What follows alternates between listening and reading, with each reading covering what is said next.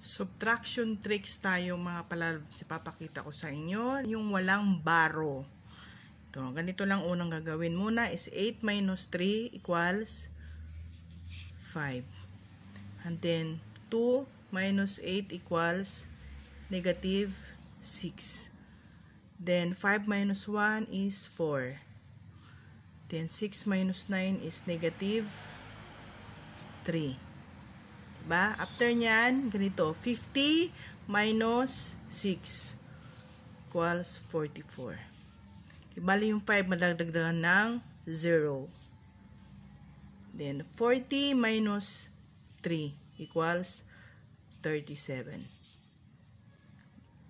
Bali itong 4 dadagdagan ng 0. Diba? Ganun lang siya. Walang baro, diba? Oh, parehas lang.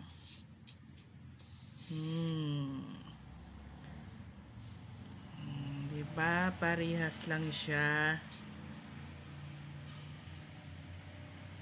Thank you. Love, love, love. God bless sa ating lahat.